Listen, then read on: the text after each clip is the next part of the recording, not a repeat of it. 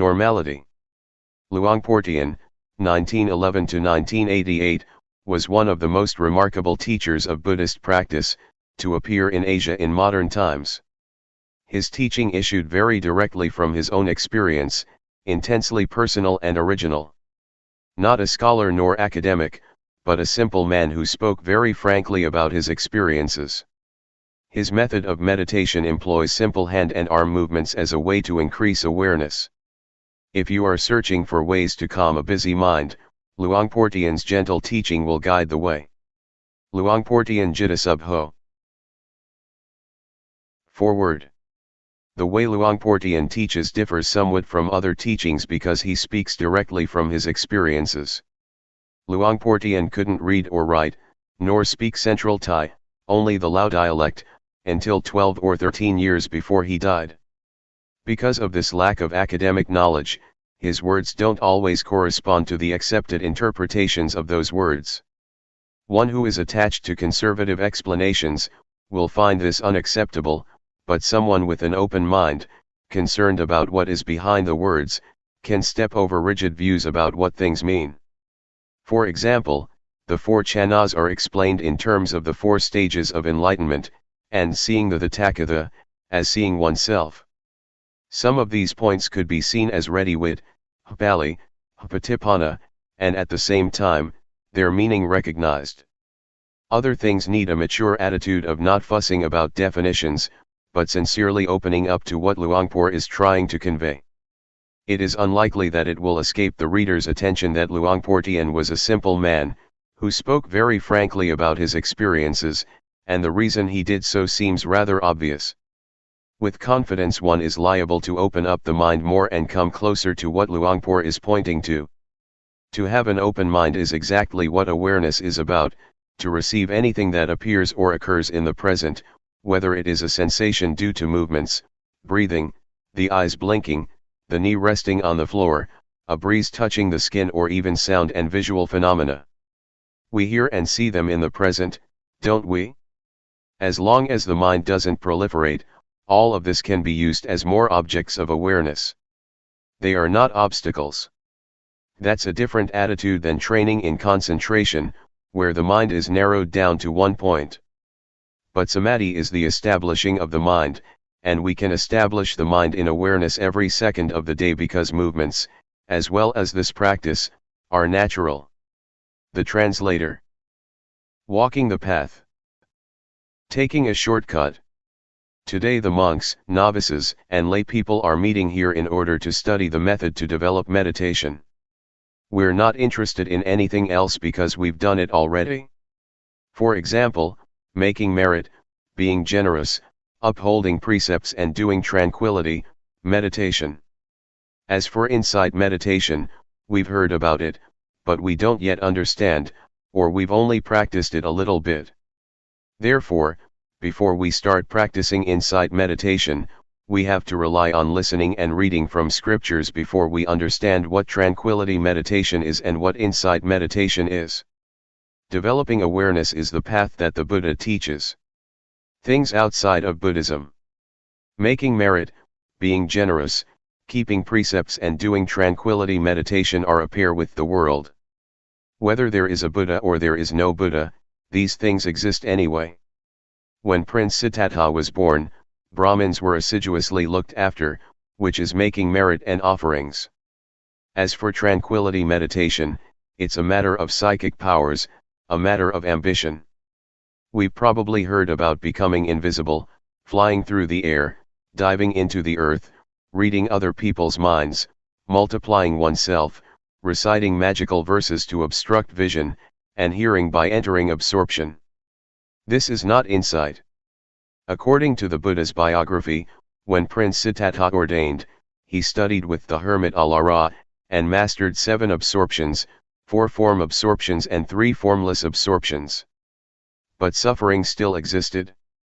That is to say, there was still greed, hatred, and delusion. He was not satisfied with this and so studied with the last teacher, the hermit Utthaga, until he mastered the 8 absorptions, 4 form absorptions and 4 formless absorptions. The hermit said, "That's as much as I know." But the prince was still not satisfied because there was still greed, hatred, and delusion. He wasn't liberated from suffering yet. This shows that tranquility is not able to put an end to suffering. After this, the prince tormented himself, together with the 5 ascetics who were following him. He fasted until his body was so thin that it was just skin over his bones, and he held his breath. But even after doing all this, greed, hatred, delusion, satisfaction and dissatisfaction still persisted. There were still defilements. Things inside Buddhism. So the prince gave up those methods and started to eat fruit. Because of this, the 5 disciples avoided and eventually left him, so he practiced by himself. Having eaten some rice offered by Miss Suchata, his body recovered strength. He reflected on the various methods that he had been practicing but which were not capable of shaking off the defilements. He still had troubles and suffering. So the prince turned around and looked at his mind and was, at last, successful.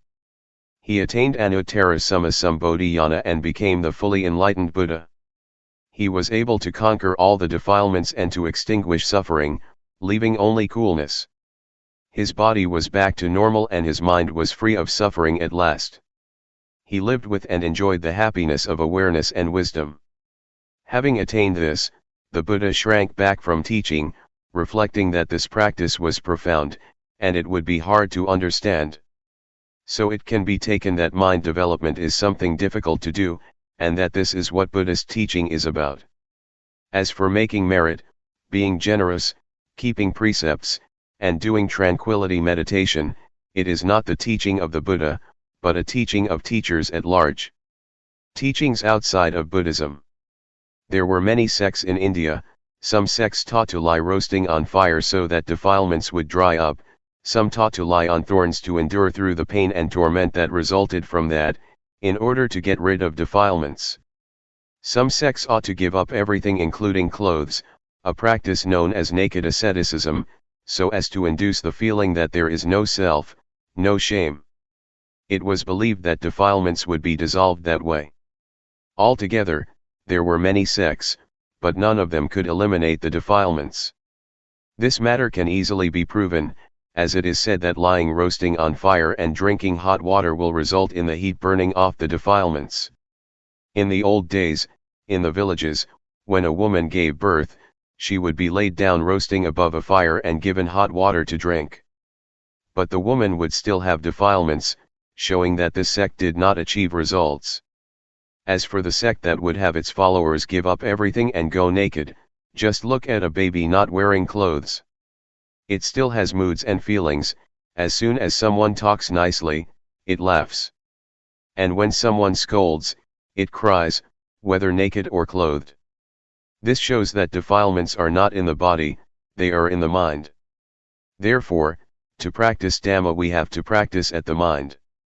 I will tell you so you'll understand, because I have been doing this, repeating a mantra such as Bhud, though, Sammat Arahant, rising falling, counting, 1, 2, 3 with these methods, one has to sit with the eyes closed and repeat a word while watching the breath, for example, saying Bhud, with the in-breath, and though, with the out-breath.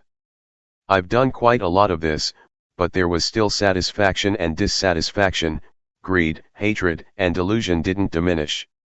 This kind of practice is called tranquility meditation. Tranquility meditation is not more than a means to make the mind peaceful, but it is peace under the influence of delusion. It's just like putting a rock on top of grass. As long as the rock is on top of the grass can't grow, but when the rock is removed, the grass grows just as before, or maybe even more vigorously than before. It is true that there is no lopa, dosa, and moha when we're sitting alone, with the eyes closed, but as soon as we go back into society, like and dislike are born again.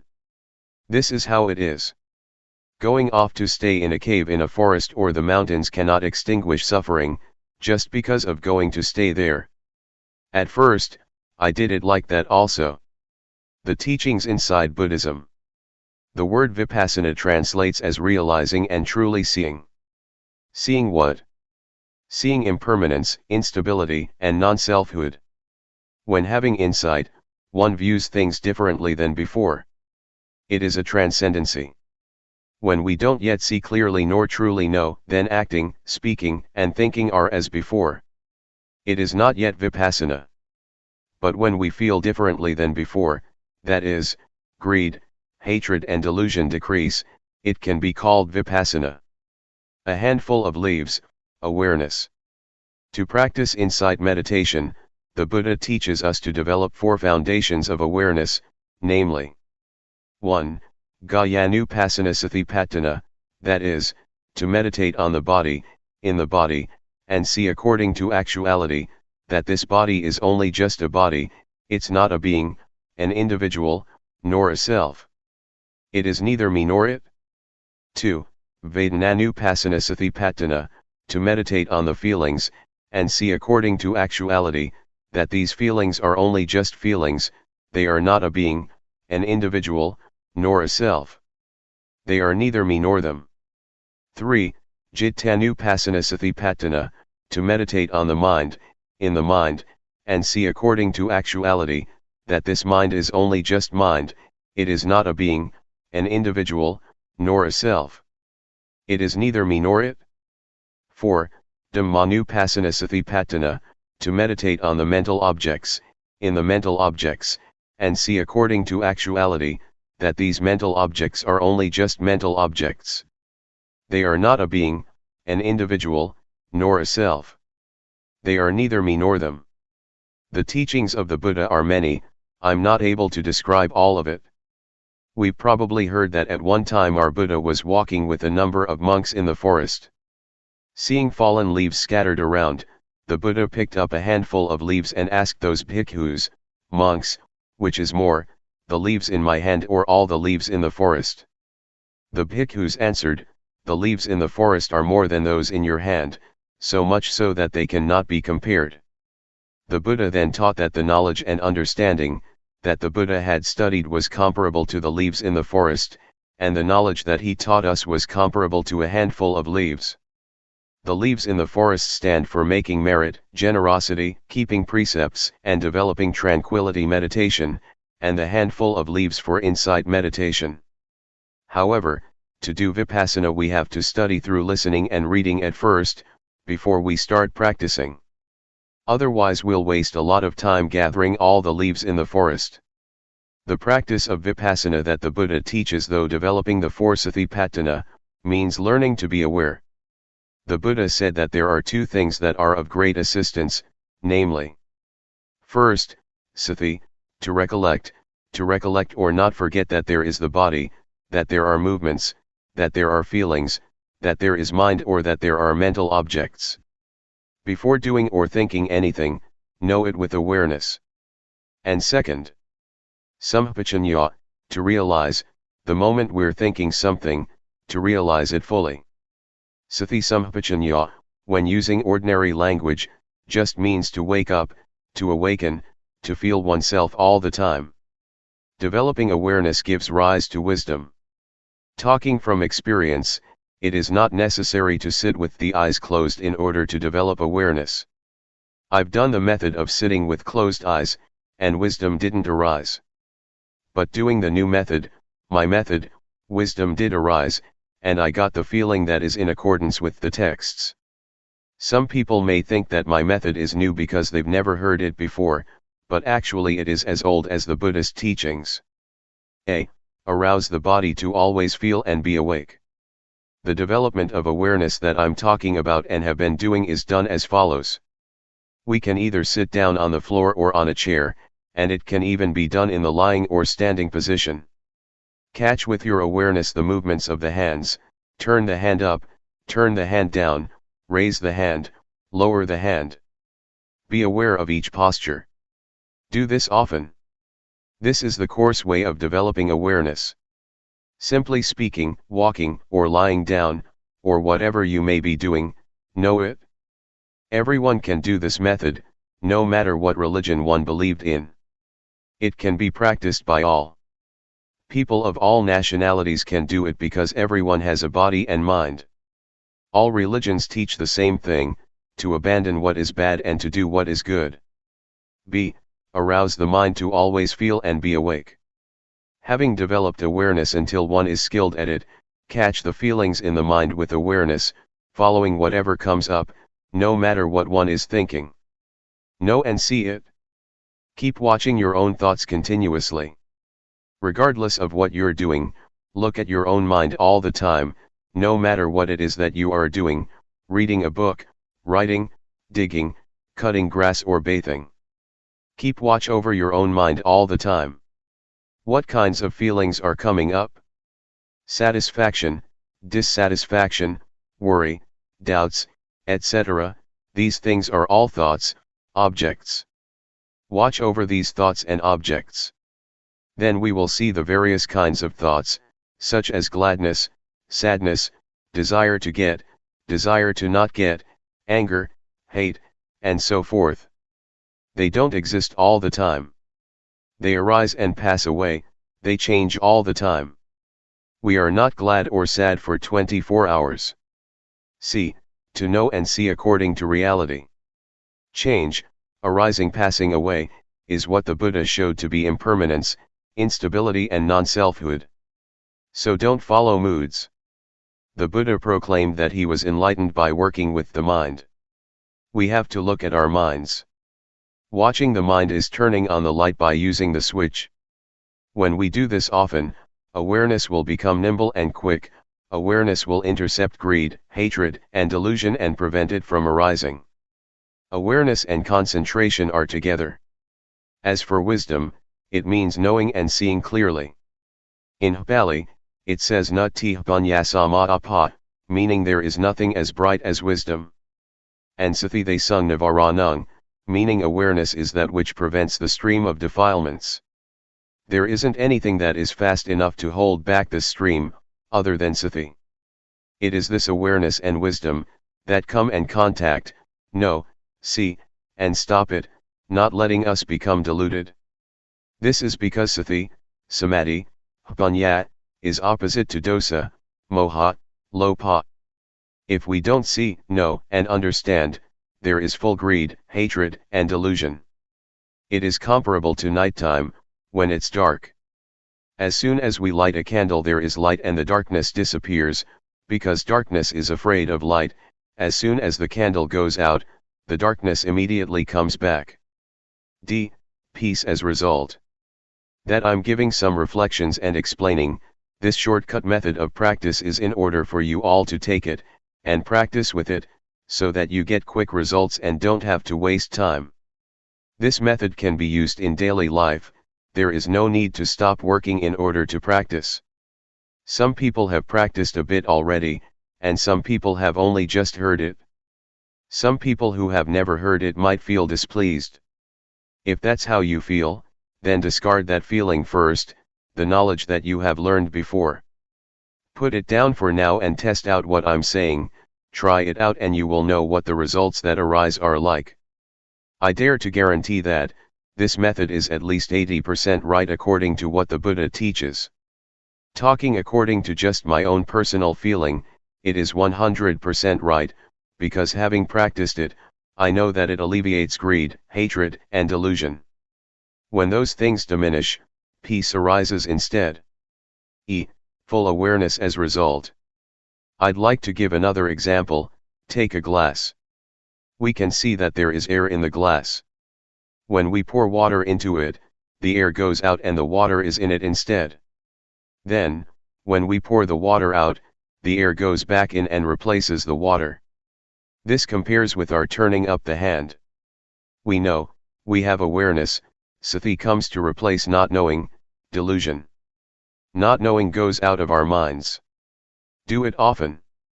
Catch the feeling often, in all postures. Sati will increase, and delusion, not knowing, will decrease just as the water replaces air in the glass. Maybe some of you have heard about, or have been taught, to make merit, for example by building a ceremonial hall or temple, and you get merit for this or that many eons. And you've probably heard that, 100 years on earth equals one year in heaven. The angels throw one sesame seed in a pit that is 100 leagues deep. When it is full, that's 1 eon. Other than that, you've probably heard that to once put food into a monk's bowl, you get rewarded for 6 eons, sending a container with food to offer to monks, one gets rewarded for 5 eons, to send food for the midday meal, 5 eons. These things are puzzles, but some people don't understand. If you want to understand, you have to practice, to develop awareness, by turning the hand up and down, feeling it. Before, we would do things without sati, not feeling anything at all. It's comparable to an abyss or pit that is empty, nothing in it, just like in that puzzle. But when training in awareness, catching the movement in all postures, for example, blinking the eyes, sitting and lying down, we are aware, feeling it, knowing it. When doing this, sati increases, just like the sesame seeds that fall in the pit, or abyss that is 100 leagues wide, and 100 leagues deep. The aim of this comparison is that we train a lot in awareness, and that we do it a lot in order to get results, to make sati full, so that we are not negligent or deluded. When we have developed the 4 foundations of awareness, as described earlier, we will have the ability to really contemplate, ponder, and understand the various problems in our minds. Developing awareness in the right way will yield results within 3 years. It says in the scriptures that whoever develops the 4 satipatthana in the right way, and as continuous as links in a chain, will receive one of the following 2 results, at most, within 7 years, medium within months, or as fast as 1 to 15 days to become, 1, an arahant, or 2, an anagami, i.e., one who is nearly fully enlightened, in this very life. As for the way of developing the awareness that I'm talking about, if you really do it, knowledge and understanding will arise, and suffering will diminish, within at most 3 years, medium within 1 year, or as fast as 1 to 90 days. We will know, see, and understand, and our life from then onwards will have happiness and no suffering. To practice like this, we don't have to spend money, we can do it an hour a day, or 5 minutes. Even hearing about it often makes the defilements gradually diminish. Greed, hatred, and delusion are evil, they are suffering. To get angry once is evil and is suffering one time. Evil and darkness are the same. Darkness means not seeing, not knowing, not understanding. Merit and knowledge are the same. When we understand, we are at ease, we don't have suffering and we don't doubt. If the mind is dark, there is suffering and doubt. For example, doubt that we're going to be reborn like this and like that after death. But some people, including myself, who have made merit, been generous, kept precepts and practiced tranquility meditation, still doubt about merit and demerit, about falling into hell or going up to heaven after death. They don't understand at that time. The Buddha teaches that heaven is in the heart, hell is in the mind, and Nibbana also is in the mind. Our grandparents used to tell us this, but we didn't reflect on it, so we didn't understand it. We have to practice and know for ourselves. Studying from scriptures is good, but it cannot solve suffering. Teachers teach that we should let go of greed, hatred, and delusion, but they themselves can't let go of it. Teaching others is easy, but teaching oneself is hard. But this method of mine is not difficult. You don't have to study or learn anything. Being able to read and write or not is of no importance. Everyone can practice, men as well as women, ordained or not ordained. We can all practice. There is only one Dhamma, not many kinds. To say that the Dhamma of a person who keeps 5 precepts is one thing, that the Dhamma of a person who keeps 8 precepts is another thing, the Dhamma of an ordained person is another thing, the Dhamma of a lay person is another thing, the Dhamma of a person who practices insight meditation yet another thing. That is a different matter. That is not what I'm talking about. I say that there is only one Dhamma. Dhamma is to finish lopa, dosa, and moha. Doing this is what virtue and Dhamma are. It says in the scriptures that virtue is the means to eliminate coarse defilements, concentration is the means to eliminate medium defilements, and wisdom is the means to eliminate subtle defilements. But can we really eliminate them? No. Why not? Because we don't do it properly. The word defilement stands for greed, hatred, and delusion, but most of us understand it only as materialistic, that having money, a big house and a smart car is defilement. But in reality, those things are not defilements. They are just things that come from being diligent and knowing how to work, and from knowing how to save and accumulate things. But the defilements that I'm talking about are greed, hatred, delusion, and sorrow. These defilements are not afraid of anyone, not of rich people, not of influential people, not even of monks ordained for a long time, with a title, are they afraid? They enter into everyone's mind. On speaking in another way, we could say that the defilements slap everyone's face. A wealthy person, on being told off a bit, is displeased. This shows that the defilements slap him or her in the face. Or when someone praises him or her, satisfaction arises. This is the defilements slapping his or her face. These defilements are not afraid of anyone at all. They are only afraid of those who are disciples of the Buddha, they are afraid of those who develop the four foundations of awareness in the right way, they are ashamed, they don't dare to come close, because that person has the eye to see the Dhamma, the wisdom to see clearly.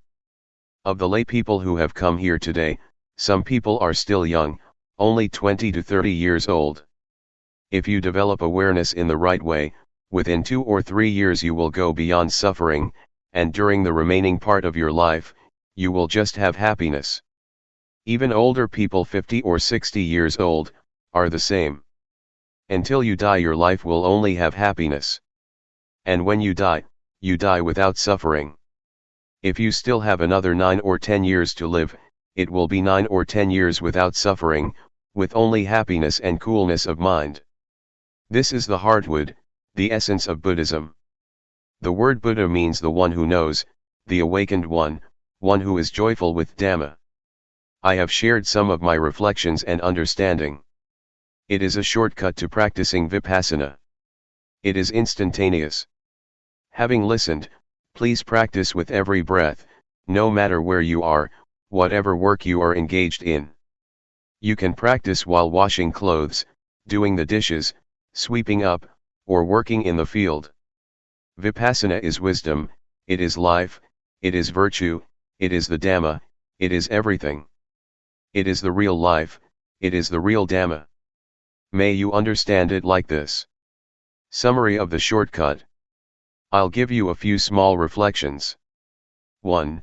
To be diligent in developing awareness in all postures, turn the hand up, turn the hand down, raise the hand, lower the hand, walk back and forth, lean to the right and the left, blink the eyes, open the mouth, swallow saliva, breath in and out, fully feeling yourself doing it. This is called having sati. It is equal to throwing sesame seeds into the abyss. When awareness is complete, wisdom arises to really know and see the following matters: rupa, nama, rupa doing, nama doing, rupa disease, nama disease, knowing instability, impermanence and non-selfhood, knowing convention, knowing religion, knowing Buddhism, knowing evil, knowing merit. Really knowing. These are objects to know with real awareness and wisdom. 2. Next, to work with the mind, look at the mind with awareness. Whatever the mind thinks, immediately know it and conquer it.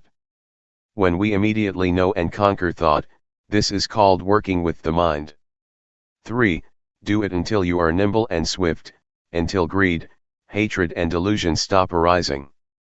It is the calming and extinguishing of suffering in the mind. This type of suffering we can't chase away as we would chase off a pig, a dog, a duck, or a chicken. We must depend on the development of awareness, and see our minds in order to deal with these types of defilements. If we don't see our minds, we will be empty, similar to a pit or abyss that is never full. When we have awareness, it means it is full, it is no longer a pit or an abyss, and lopa, dosa, and moha don't have a place to enter, because awareness is full. Whatever work we do it with sathipanya. There is no delusion, only rightness. These types of defilements are ugly and worthy of getting fed up with. Whoever is a disciple of the Buddha with an eye to see the Dhamma, will not have them lying around in his or her mind. They are afraid. Suppose we have defilements at a level of 100%. They slap our face 100%. When we see and understand them, they will gradually diminish. Then, when we try to become familiar with looking at our minds, the defilements will diminish increasingly, step by step. When it reaches 100%, we're rid of suffering. What is left is 100% happiness. Therefore, may you all try to practice and reach the real peace and happiness. The path of peace. May you all listen well, this time, so that sathipanya springs up. Knowing suffering. Something we have in common is that we don't want suffering, we hate it. Then how does suffering arise? Suffering arises because we don't know. Suffering doesn't exist within us, and it doesn't arise all the time. What really exists for sure is normality. By nature, the mind of each person is in a state of normality. As we're working, if we do it with delusion, it is called suffering. Most people have suffering while working because they don't see suffering. People who go and see movies and shows do so because suffering leads them. This is due to our not watching minds. The moment we want to go and watch a movie, a thought flashes up that we want to watch a movie. We're not thinking it all day long. When the thought comes up, we don't see the thought. We only just know the thought, and we act, following the thought. This is called suffering. People who smoke are the same. Sometimes they don't even think to smoke but simply follow their moods. They take a cigarette to smoke because they think it is happiness, but actually it is suffering that compels them to do it. Suffering stinks. As to this word suffering, the Buddha sometimes calls it suffering, sometimes defilement, sometimes stench. When talking about suffering or defilements, one notes that it has an ugly smell to it, according to Buddhism. Suffering is something dirty and it stinks, nobody wants it. As soon as the body dies, it starts to rot and stink. But we can still wash and clean it. Excrement is something that stinks, and we detest it. Nobody wants to touch or grab hold of it. But even with such stinking things, the Buddha said, they don't stink all that much, they can still be touched and washed. But the stinking things to which the Buddha is referring are really stinky. They are greed, hatred, and delusion, concealed in our minds, ready to bubble up. The Buddha condemns this emphatically. If anyone's mind still has greed, hatred, and delusion, the Buddha says that it stinks more than excrement. As soon as the mind thinks something in a flash, a person who doesn't know, doesn't see, and doesn't understand becomes deluded immediately. This arising is called by the Buddha, a stain. The word stain means delusion. Even though we've never known, seen, or watched our minds, we still say that we see. But in reality it is not seeing, it is only just knowing thought, and then we act according to the thought. When we say to see, it should mean that we see defilements. That is, we see that either there is greed, hatred, or delusion mixed up in thought, or there is not. To see like this, we have to practice Dhamma first. Practicing Dhamma. Vipassana. In practicing Dhamma, even though one may practice various methods for a long time, if one doesn't perceive that point where the mind is manifesting, one still doesn't understand. One still doesn't understand the main principle of practice according to the teachings of the Buddha. The Buddha said that he was enlightened because he worked with the mind, practiced with the mind. but most of us just make merit and give offerings in order to chase off suffering. We haven't yet practiced by following the Buddha style. The Buddha once taught that the results of making merit 100 or 1,000 times are less than is gained by keeping the precepts even once. The results of keeping precepts 100 or 1,000 times are less than making the mind peaceful through practicing tranquility meditation once, and the results of making the mind peaceful through practicing tranquility meditation 100 or 1,000 times are less than practicing insight meditation once. What does insight mean? Insight means to clearly and truly see in a way that is different from one's original way of seeing. Different because the original way of seeing is a state that doesn't know, see, and understand clearly. Briefly stated, the mind is muddled up. Doing Vipassana means to be aware. Being aware is very fruitful. The Buddha practiced Dhamma through being aware, and so became enlightened. Peace. Most of us understand that in order to be an arahant, we have to do tranquility meditation and make the mind peaceful. In reality, there are two kinds of peace, namely, peace that is like being inside a cave, and peace that is like being outside a cave. Peace inside a cave means it is just as though we're in a cave or we're in a dark room. When we light a fire, the darkness disappears and light come to take its place, but as soon as the fire goes out, the darkness come back again. Even when we've made a fire and there's light, we're still in the cave and we still can't see the shape of the cave. We only just see certain things inside the cave. Peace inside a cave is therefore called peace under the influence of moha, a not knowing kind of peace, or even a not wanting to know kind of peace. That some people go and sit to make their minds peaceful, understanding that they're developing insight, this is so, but it's a diluted kind of truth. As for peace outside a cave, it's just like being outside a cave, but it's not dark. There's no need to make a fire, and we're able to know and see what the shape of the cave is like. This may be likened to peace that is without delusion, i.e., peace due to the absence of defilements. There is no lopa, dosa, or moha. In order to achieve this kind of peace, we have to realize and truly see first. Seeing truly and clearly is called insight. Insight is to realize and truly see according to reality. Peace outside the cave is therefore called a knowing kind of peace. One is peaceful because one knows. I want to shake up and warn all of you that developing insight has many obstacles. If we don't know, we'll go wrong, but when we see, know, and understand, we can solve the problems. The first obstacle. The first obstacle in developing Vipassana can appear when we make movements with the body, and sati is aware of it. Wisdom arises in the mind that knows reality as it really is. That is, it knows rupa, nama, it knows instability, impermanence and non-selfhood, it knows convention, it knows religion, knows Buddhism, knows evil and knows merit. This is wisdom knowing through Vipassana. But it's only just the outer bark of Vipassana, still not able to deal with suffering. It is just knowing in knowing, it is knowing through thought, knowing the scriptures. It is defilement due to Vipassana. The obstacle is that when this kind of knowledge arises, we get buried in it, a kind of knowledge that is still similar to being inside a cave.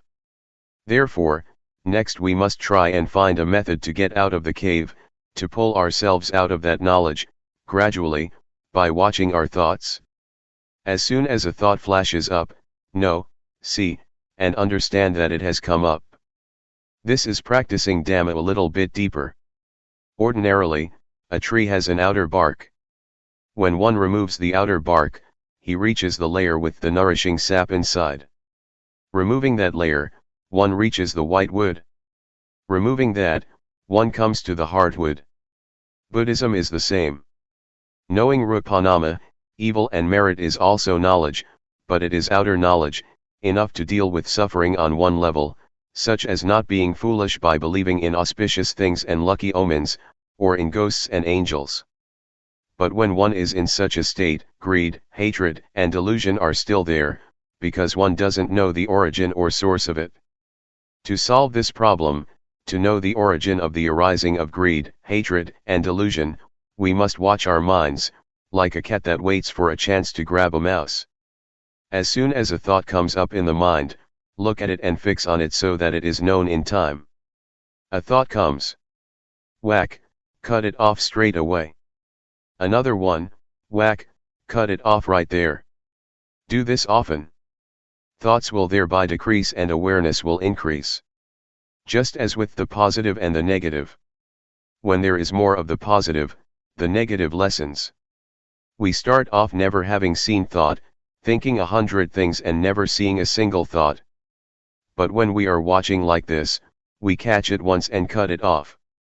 The remaining thoughts are less than 100 now and will steadily decrease step by step, as long as we keep at it.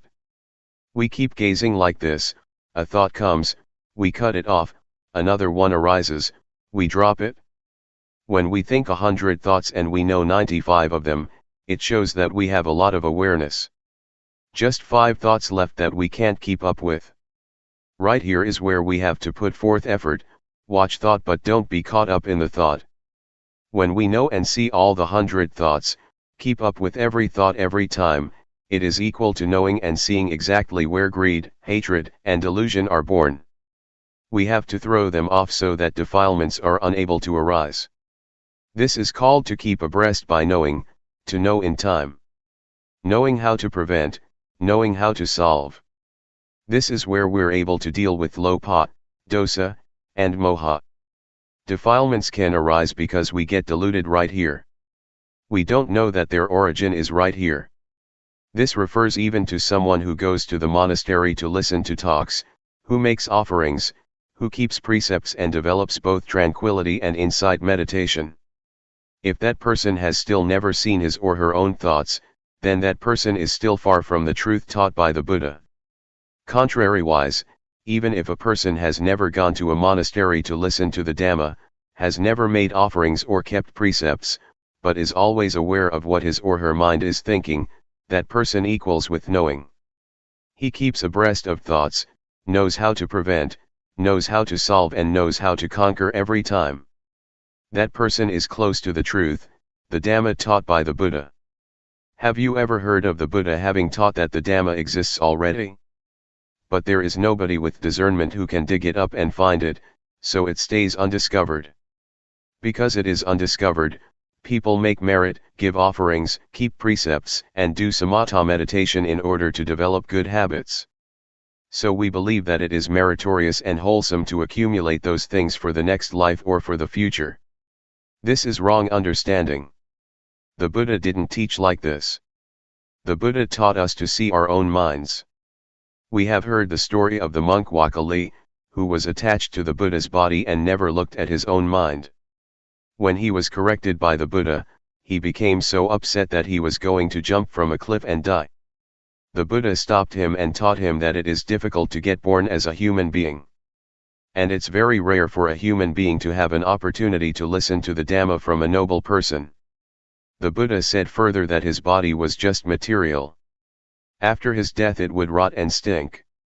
That is not the Buddha. The real Buddha can be found within the monk Wakali.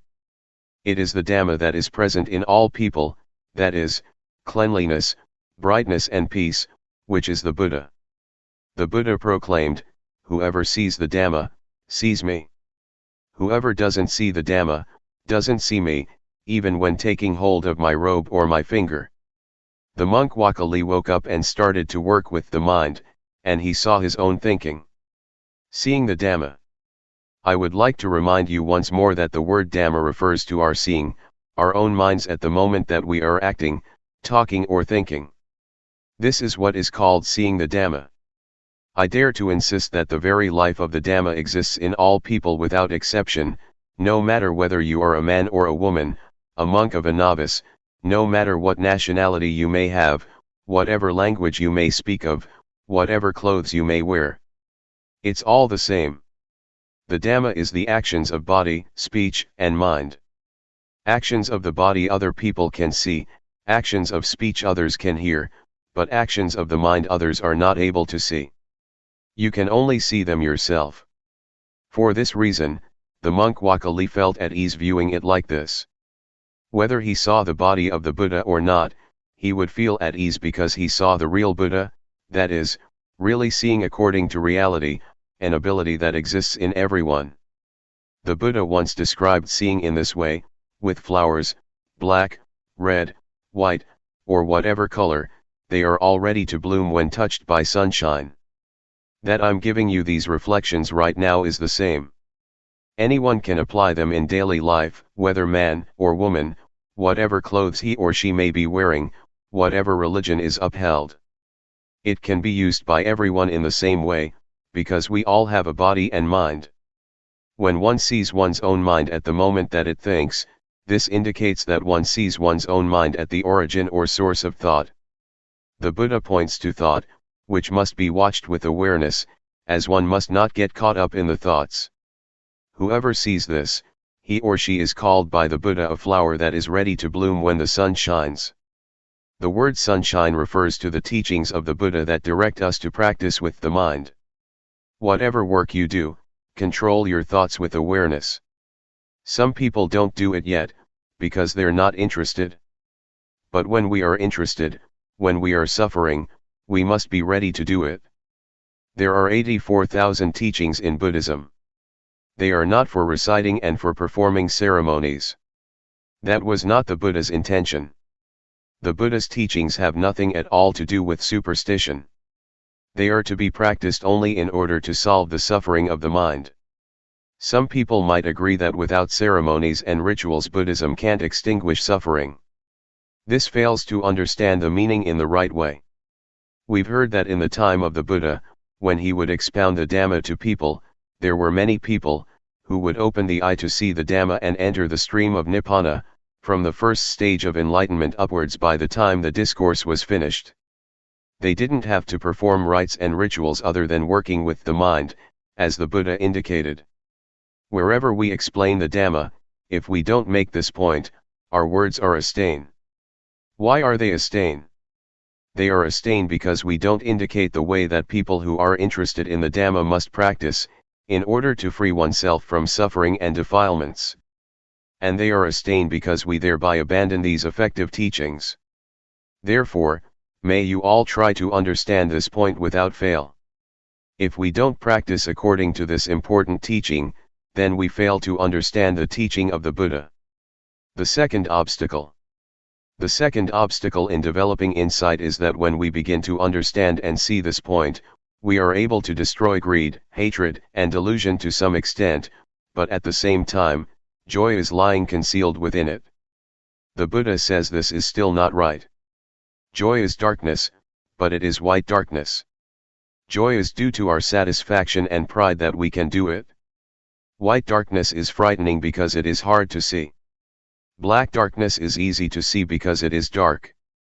Being caught up in joy is to see wrong as right, because as soon as we can destroy some defilements, we don't watch at the point where the defilements are destroyed, but we get sucked into the point where joy arises.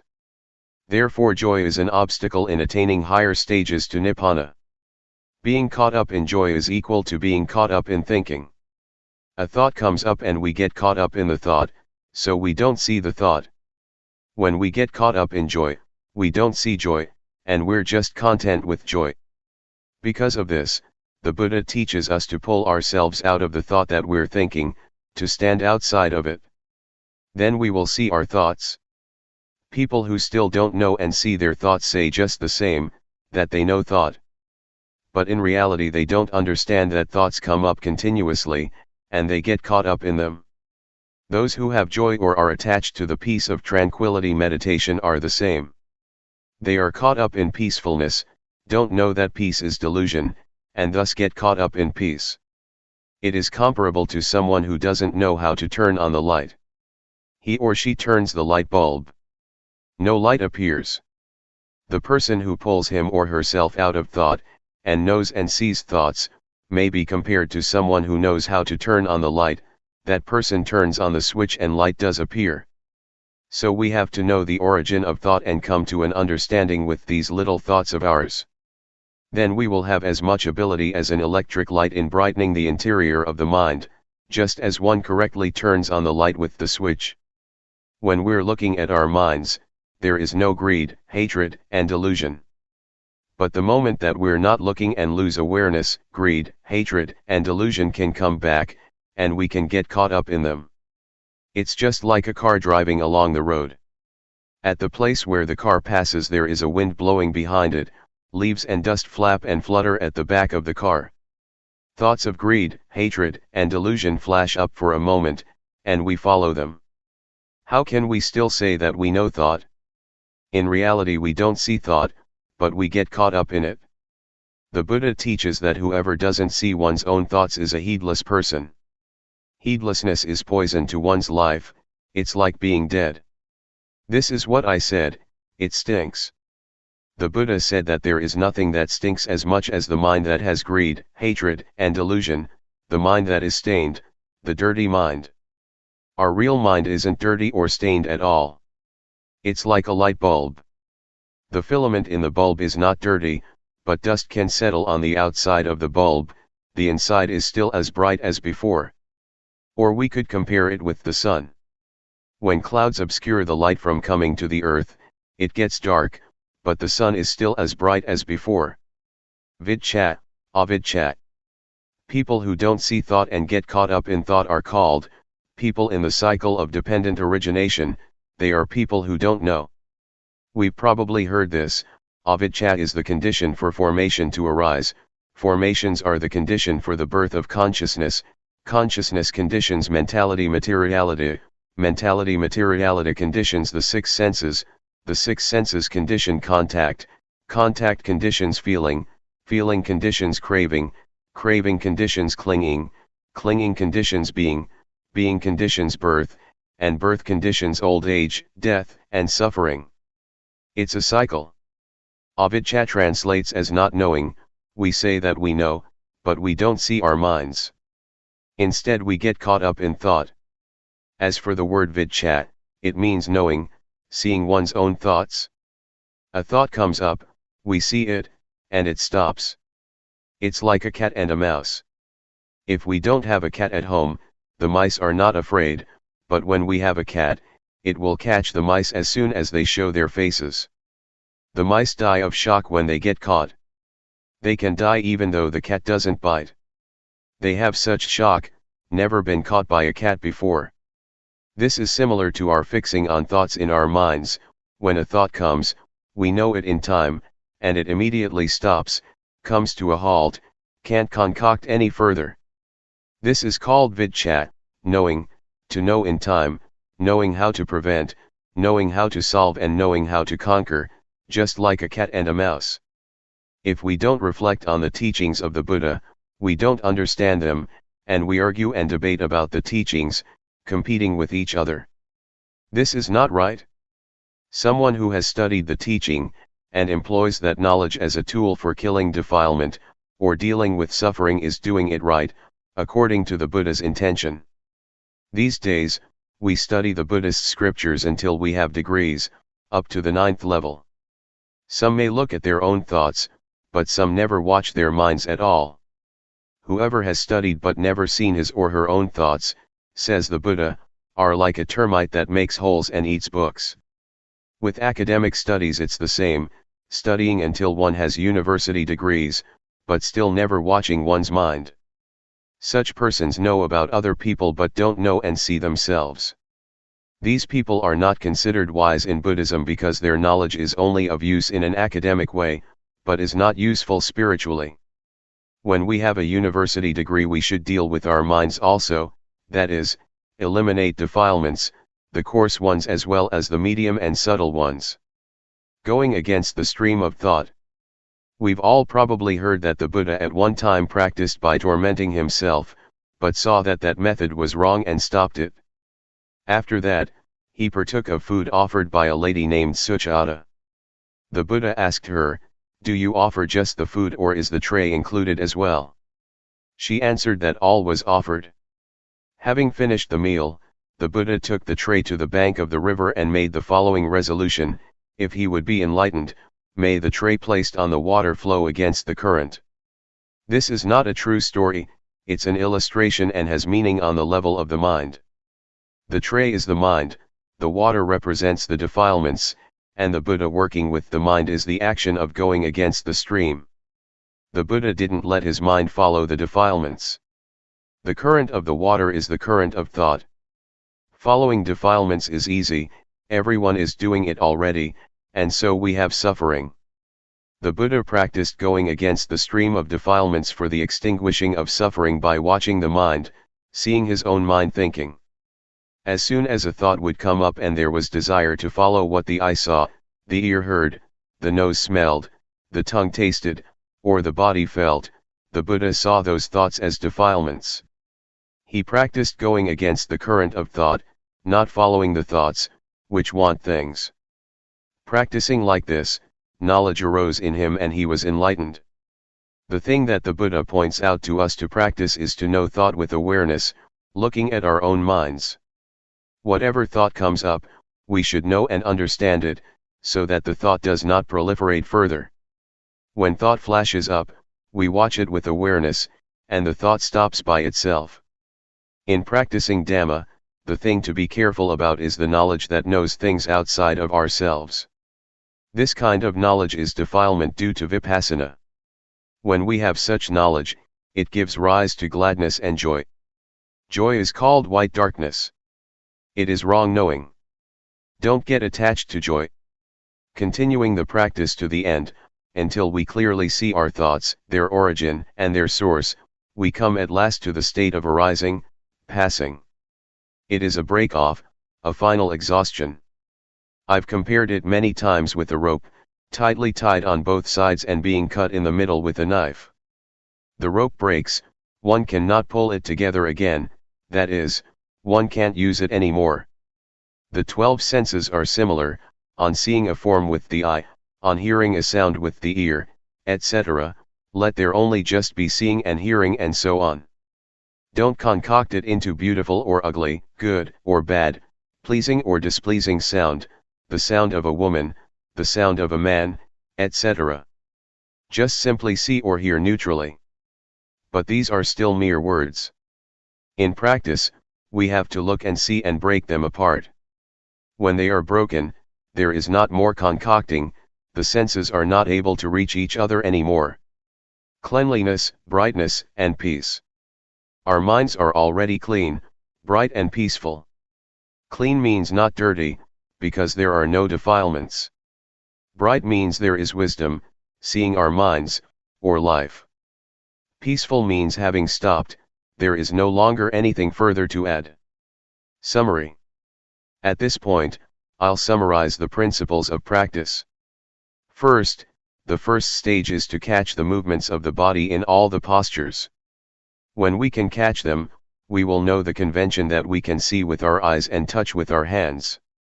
This is objective, external. Second, having practiced the first stage, a little bit of knowledge arises, it is called defilements due to Vipassana.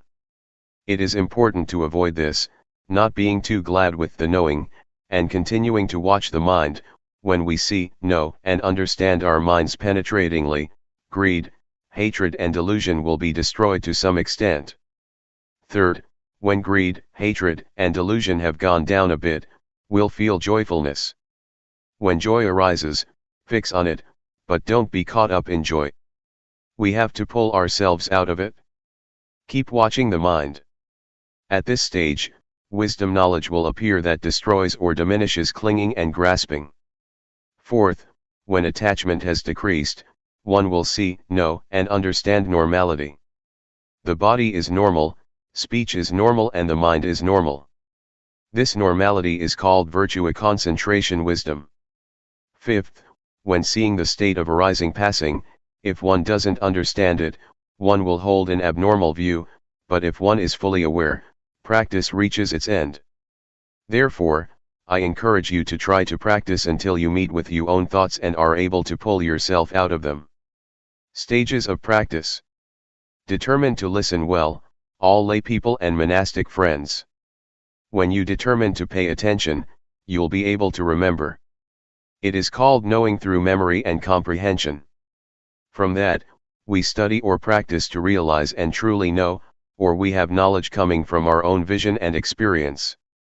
Most people don't yet know and understand from studying and practicing, they only know how to make merit, to be generous, to keep precepts and to do tranquility meditation.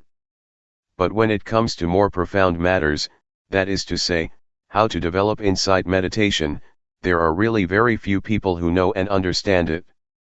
With Vipassana it is usually a specific case, a specific individual, who knows and teaches it.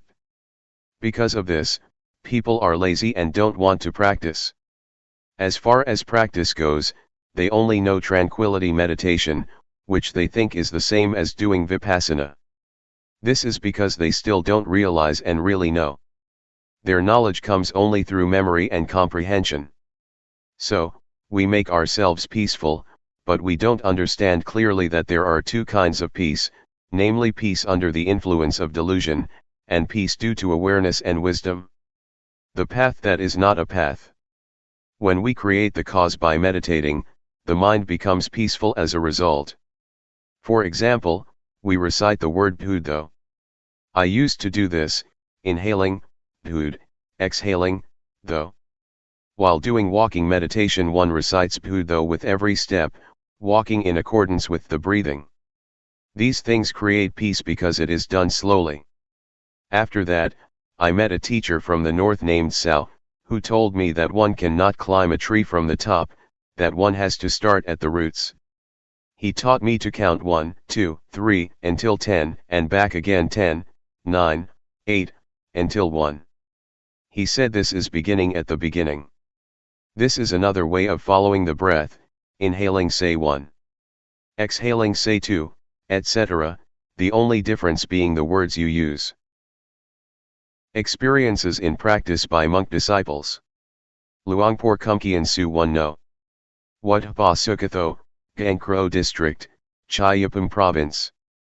Practicing Dhamma with Luangpor Teean. In 1965, a meditation center at the Budayan Forest, in Lae Province, was renowned. Everyone knew that Luangpor Teean had established it. It was said that people who studied and practiced there would realize and really see the truth. There would be no more doubt about death and rebirth, about heaven and hell, about path and fruit, attainments. Some people persuaded me to take a look at it, because at that time I was trying hard with the Buddho meditation method to get peaceful, which I was reasonably successful at, but I still had doubts about death and rebirth, heaven and hell, path, fruit and nibbana. This made me think of Luangpor Teean all the time. I kept looking for a chance to meet him. Before Luangpor Buntum, who is a relative of mine, ordained, we had talked together about meditation. When he ordained, he went to practice with Luangpor Teean, beginning on 1966. At that time, I hadn't ordained yet. I had the opportunity to practice the Dhamma with him at the Budayan Forest in Lae. He taught the rhythmic meditation and walking meditation. At that time, I didn't like the rhythmic meditation very much. I was used to practicing Buddho, to sit still, and I was able to make the mind peaceful quickly. But Luangpor taught not to go for peacefulness. He taught to be aware all the time, to know the movements while doing the rhythmic meditation and not to get caught up in peacefulness. It was opposite to the method that I had been doing. Sometimes, I didn't feel like doing it. There was lots of resistance in the mind. Luangpor explained and showed me how to do it. The things he would talk about, his knowledge, I didn't have yet, I couldn't do it yet. Luangpor said to throw away my knowledge and my way of practicing, this produced misgivings. Sometimes he talked in a challenging way, saying, "How much money did you get a month, when you were working?" I answered, "At least 1,000 baht." "All right," said Luangpor Teean, "you come here to practice Dhamma, to do the rhythmic meditation and to do walking meditation in order to be aware. If you don't get any knowledge, if there is no change in your mind, different from before, I will give you 1,000 baht as compensation. But you have to really practice and follow my instructions completely." That's what he said to me. Maybe he saw that I had a lot of views. In the end I decided to do it. I had come already and I'd try it out. I tried to go against my original feeling. I determined to practice the rhythmic meditation to give rise to sati sampajanya. When one builds up awareness, awareness is what one gets. I practiced continuously.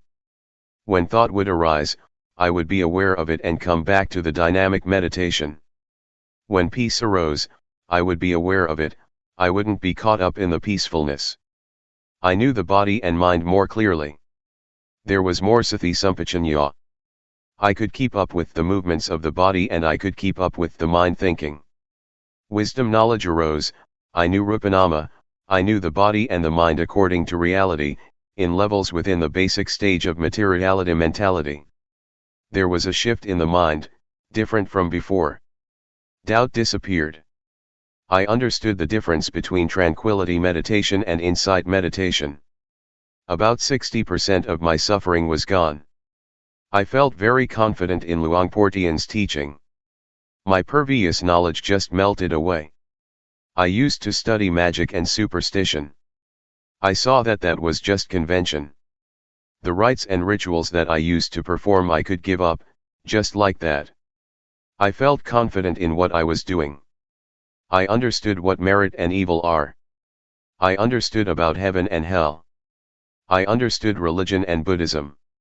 It was as if I was carrying 100 kilos and 60 kilos dropped off me when wisdom knowledge arose. Practicing only that much and I felt so much lighter. What would happen if I were to practice some more? I really had a lot of confidence in this method of using movements in order to develop awareness. Luangpor pointed out the levels of practice. He said, this is just the basic stage of meditation. Don't get attached to it and think you've got a lot of knowledge, there is still much more. You have to determine to keep on practicing. Work more with the mind and you will get to know the stage of ultimate meaning. He asked me, do you really see? Do you believe me, or do you believe yourself? I answered, I believe myself. Luangpor was clever. He taught to see the reality of life, everyone must see like this in order for it to be right. I didn't have to look for a teacher anymore because I got the most perfect lesson in my life from a teacher who couldn't read or write. Luangpor Teean's conduct. In the year 1966, Luangpor still couldn't read Thai, he could only read Lao.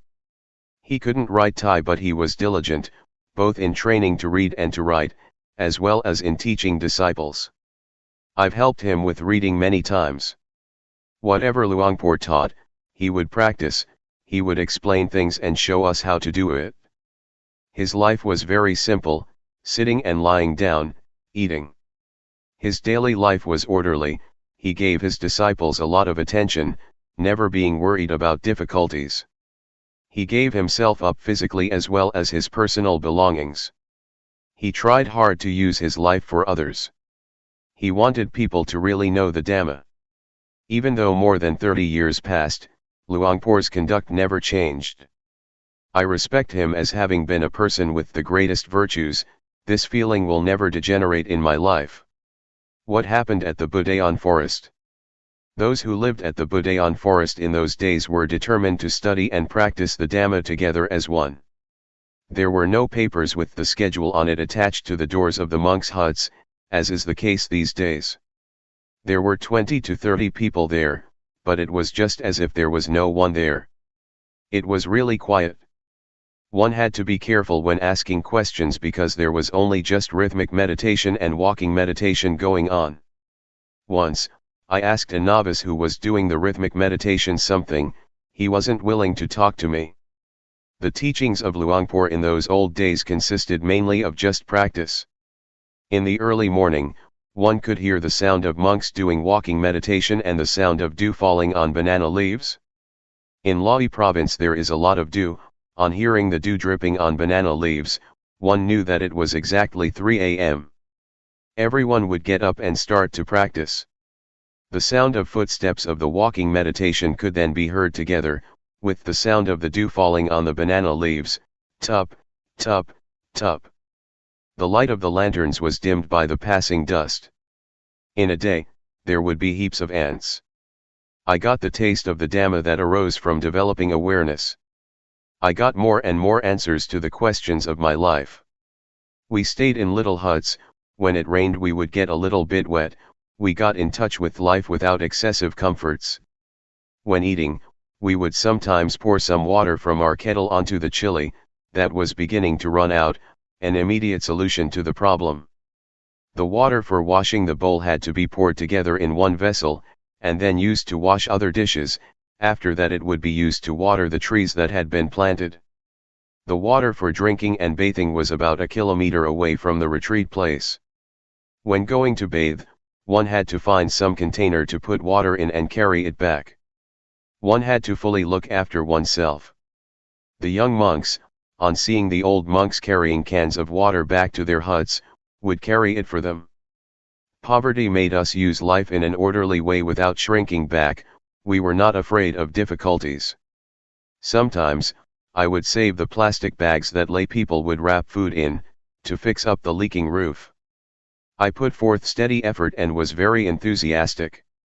The walking meditation path glistened from our walking so much. The wood in the hut where I would sit was marked from one sitting a lot in the same spot. As I was doing the rhythmic meditation or the walking meditation, it felt as though there was only just this one person in the world, no division into this and that.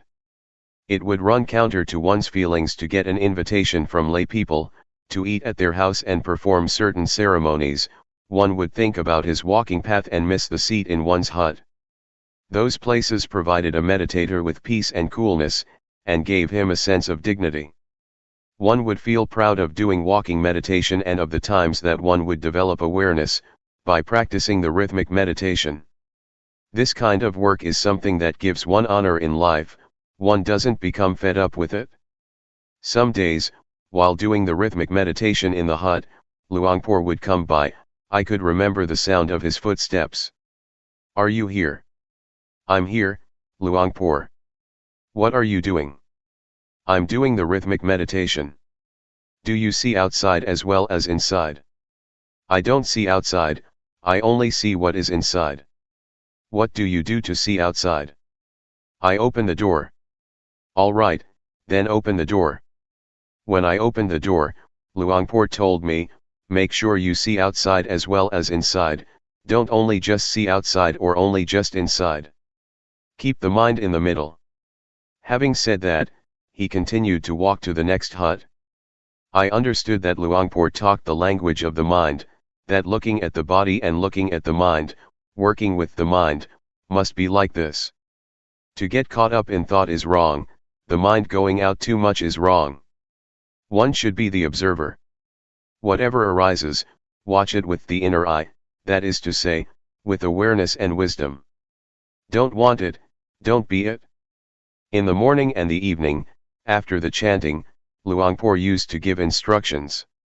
There were no tapes to listen to or books to read, we would only hear the teachings of Luangpor, and we would get to know the stages of practice that would arise in the mind from developing awareness. The mind would change progressively, one knows and sees by oneself. The words of Luangpor, in Dhamma language, that point things out, together with his diligent practice, made us realize that it is possible to understand, find, and see the Dhamma. It can be done. One can be liberated. The short interviews were not just thought-out questions, it was coming from experience, the results of meditation. It had nothing to do with reflections or analyses through reasoning. Rather, it is a fixed law of nature that exists already. It starts with rupanama, real things that actually exist. One gets energized continuously until there is not more ground for suffering to arise. There is not self anywhere. Luangpor taught just this. He pointed it out clearly, just as if he would take us by the hand, not letting us think and guess about it. When suffering doesn't have a base, it dries up, it doesn't sprout anymore. When the end of suffering is reached, there is nothing further to do. It is called according to reality, the remainder-less extinction of Namarupa. I'm not sure whether this is in the scriptures or not, I'm talking according to actuality. It cannot be termed otherwise. Luangpor's teachings pointed this out crystal clear. It's not that he just taught in order for us to understand intellectually. He taught to be, for example, a leech that sucks out blood. We didn't see it before, but when conditions are such that it drops off, we see it and we feel disgusted. But when the leech was stuck to us, we didn't know. This is similar to defilements in the mind. We give them the free hand as long as we don't know and understand. When we know, see, and understand them, they slip off. We feel in the same way as with the leech. When we are disgusted, we know, and then there is no need to ask anyone. Our lives come to an end at this point.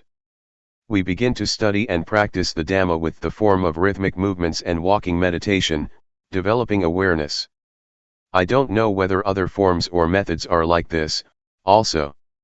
I hold to this principle of developing awareness, using movements. Luangpor is my teacher. Whether this method can be found in the scriptures or not, may those who are intelligent reflect on it by themselves. What I've been writing so far is only just a small part, there is still much more, but it is not appropriate to say too much at this time.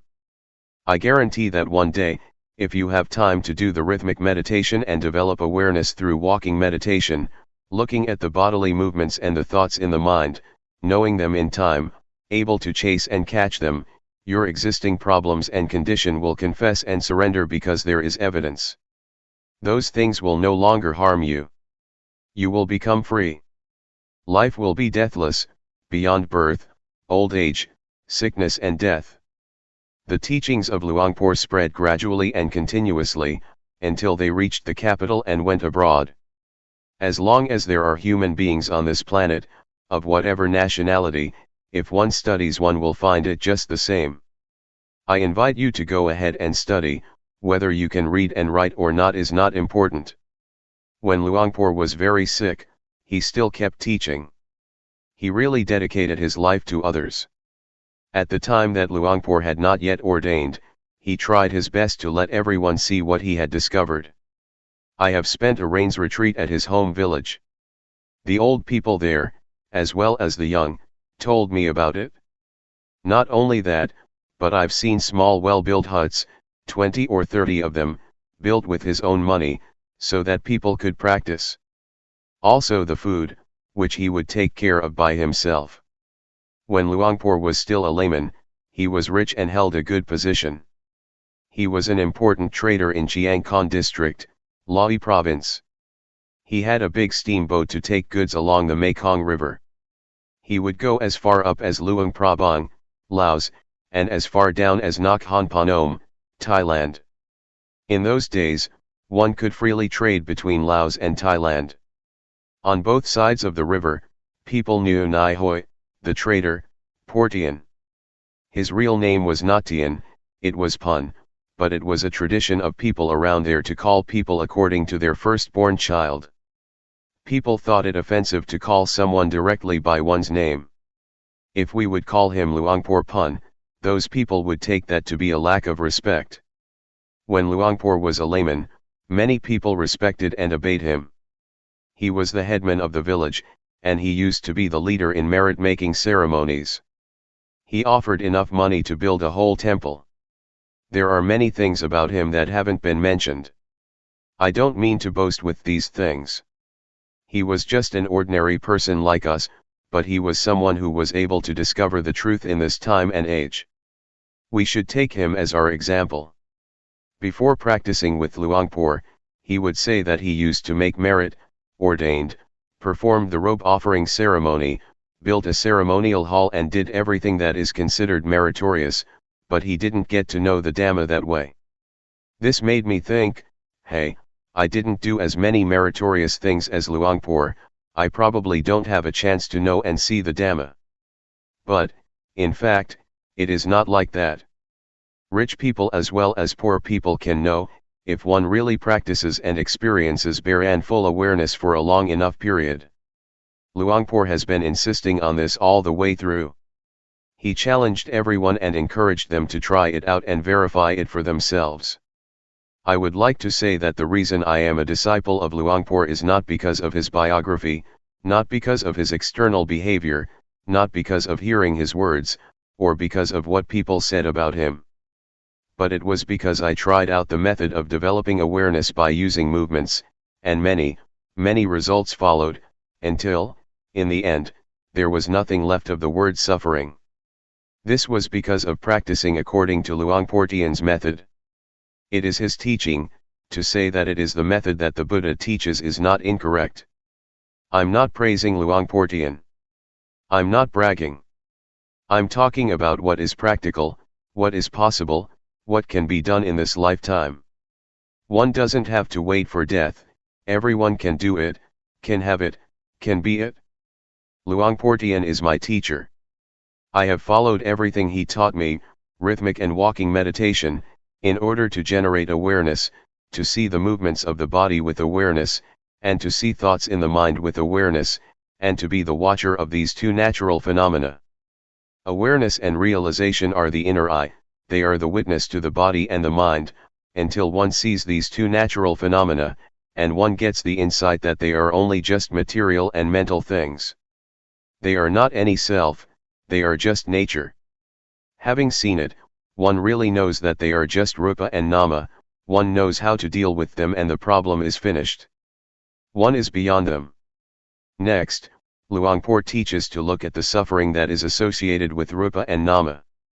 We look at materiality first, which is rupa dhamma. When we look at it with awareness, we see that it is a heap or a mass of suffering. We breathe to relieve suffering, we eat to extinguish suffering. When standing, sitting, walking and lying down we change position in order not to have suffering. Then, we see rupa disease. We must find a way to solve sickness and pain. The suffering of the body can only be remedied, it cannot be abandoned. If there is no remedy, that's the end of it, that is what rupa dhamma is like. As for nama dhamma, it can be realized. We watch the states of the mind, just as if we're sitting in a room that has windows, whatever arises, we see immediately. Originally the mind is in a state of normality, but objects come floating in, they are like guests. One sees gladness and sadness. One sees the mind that loves, gets angry, has greed and is deluded. One sees all of it because one is the watcher. When we look, we will see, and on seeing we can let go. One doesn't become the object of mind. This is not the same as watching materiality. The suffering of rupa cannot be abandoned, one can only lessen it. For example, when one is hungry, one eats to solve the problem, one cannot abandon hunger. The mind is not like this. The things in the mind can be completely abandoned, one can let go once and be rid of things for the rest of one's life, until there is no more birth, old age, sickness, and death. If we put our attention on the right spot, it is not difficult. It is just like a key that fits its lock. One can unlock it right away without wasting time. The principles of the four foundations of awareness can be compared to a key or to a perfect vehicle that one uses for traveling. One passes through continuously. The body, feelings, mind states, and objects of mind are stations that detain us human beings. It is hard to be free from them. But if we develop the foundations of awareness a lot, and put our body, feelings, mind, and mind objects in the boxing ring, awareness will be the champion. It will conquer constantly because the body, feelings, mind, and mind objects are not any self, they will have to confess and surrender to awareness. The truth cannot escape the truth, what is not true cannot withstand verification. The principles of the four foundations of awareness compare with a just judge who upholds uprightness. They charge suffering, the ego, the self, like, dislike, gladness, sadness, defilements, craving, being caught up in things, the sense of me. These things cannot arise. One could say that the foundations of awareness are the contraceptive medicine to control the birth of suffering. Suffering cannot establish itself, because one sees from the beginning that there is only rupa and nama. When one sees from the start that there are only just rupa dhamma and nama dhamma, this immediately affects suffering. It is shaken. This matter is about ending suffering, it is about peace, it is about the remainder-less extinction of all suffering. Luangpor Teean Apa Garo. Watsanam Nai, Bongrua District, Nuntaburi Province. The experience of meeting Luangpor Teean. I am a monk from out in the country. My parents were farmers. Before I ordained, I made merit and made offerings. I would go to the monastery as the tradition prescribed, and as my parents used to do. At that time, I didn't practice yet.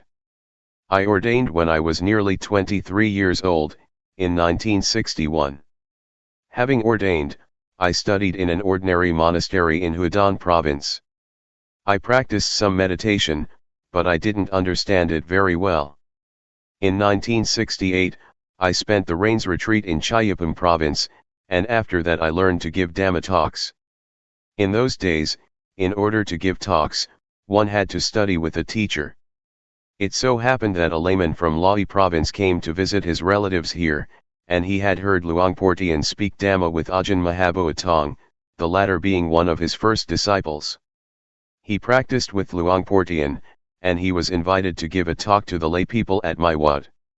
This man kept talking to me, telling me all about it, and it struck my mind how he could talk about the Dhamma. I had been a monk for 7 years but still didn't know or understand Dhamma. This made me doubt, and I felt ashamed of myself. I had studied some scriptures, but where was the Dhamma? Ajahn Mahaboa Tong had studied until he had a degree and still practiced too. Where is the Dhamma to be found? If I stayed to be a monk for many years, when I gave a talk there might be meditation monks present, and then I would be embarrassed. So I thought to myself, this year I have to go and practice the Dhamma, I have to go and study the Dhamma with Luangpor Teean to know and understand. As for learning how to give talks, it could wait. At that time, I was imagining that one would probably get psychic powers from practicing meditation, and that one would be able to dive into the earth, become invisible, disappear and those kinds of things, because that is what I had read in books. It is said that one could get the divine eye and ear, and I thought that it really was like that. That would be great. So I decided to find a teacher. I had very high expectations, they pushed me onward. I went to see Luangpor Teean at the Budayan forest in Lahi province. I arrived in the evening and asked to see Luangpor, but he had gone to his home village to open a meditation retreat there. I wanted to go after him. At that time, I had very strong confidence in Luangpor. I wanted to see what Luangpor Teean looked like. However, the monks told me to spend the night there first, and the next day they would take me to him. I agreed. I had a talk with Ajahn Mahaboa Tong but I was still thinking that I wanted to see Luangpor Teean. The next morning we set out to find Luangpor Teean at Bohom village. We arrived around 10 o'clock in the morning. I paid my respects to him, and he asked me, "Where do you come from?" I told him that I ordained at my home village in Houdan Tani province and that I had been studying for 7 years. I told him about my doubts and that I wanted to practice the Dhamma with him. He didn't say much. He asked, "Are you really interested?" I said yes. He asked, "Are you going to practice sincerely?" I said yes. He said, "Practicing Dhamma is easy. There is no need for ceremonies and rituals." I liked that. I had already decided that if he told me to recite rising falling, I wouldn't do it, because I found it was embarrassing. But he was talking about practicing in a simple way, being at ease, using movements.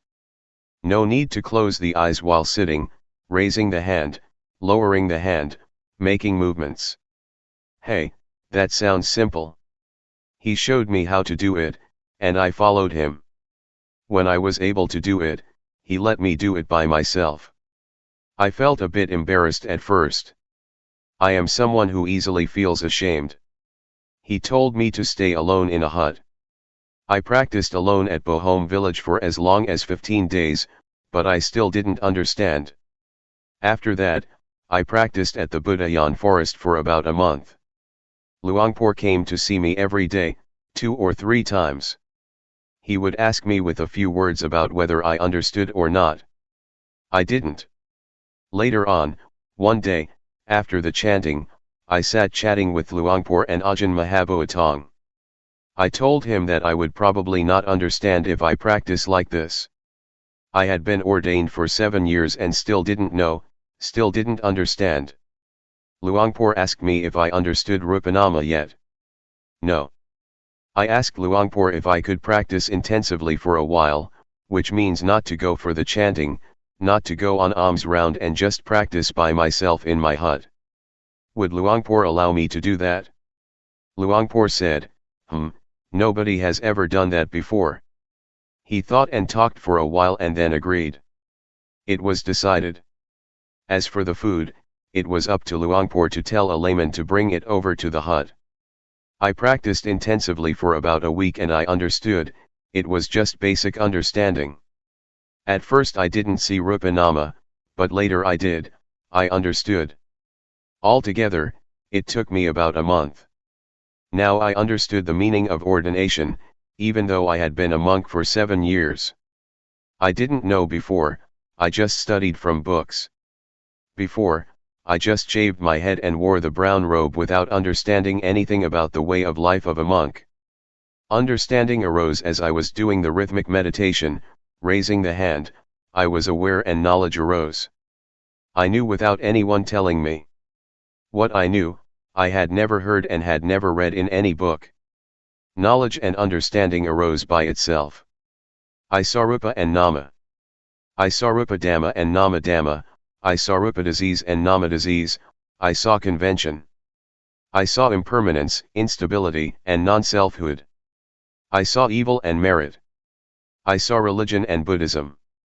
I saw until the end. I knew all this in an instant.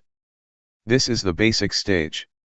I knew this after having practiced intensively for 7 days, but altogether I had been practicing exactly 1 month. I knew Rupanama. I knew many things, it was the knowledge that comes from the defilements due to insight, it is the knowledge of analytical knowledge. Luangpor had a way of teaching, but I didn't know it. Even while doing walking meditation, there were things in my mind. I was thinking about my father, I have been an orphan since I was 5 or 6 years old. My mother looked after me. I thought about my father. He was someone who didn't know anything. He didn't know why he was born, he didn't know and see himself. But I couldn't help him. I could only do something about myself. The next morning, Luangpor told me to stop the intensive practice, he was afraid others would want to follow my example. It would not be fair if he didn't allow others to do it also, if they asked to do so. That's what he said. No one had done this before, one would just practice continuously, working at the same time. There was no intensive practice. He told me to stop, so I stopped. Yet in my mind, I still wanted to continue practicing alone. But out of respect, I stopped. Whatever he said, one had to follow it. When I was first practicing, he didn't let me look at thought, until I had stopped for 4 or 5 days.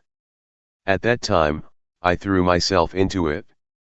It was powerful, I was caught up in analytical knowledge and joy.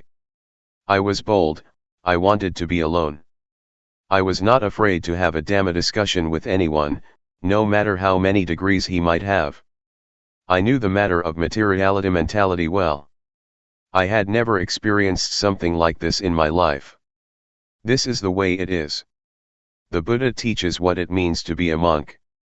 Even though one has ordained and studied, if one doesn't practice this, if one doesn't know and understand like this, it can be taken that one hasn't ordained as a Buddhist monk. Before, when studying the scriptures, I thought that it was just a matter of the past in India. Luangpor asked me, when it is like this, can you go back home? I said, I can, I'm confident to speak with the teacher. My teacher had been a monk for over 10 years and had studied the Pali language, he was a preceptor and the head monk of the vicinity. He had a lot of theoretical knowledge. Luangpor wanted me to go and teach. I felt that there was something unfinished, at that time, I had only just started.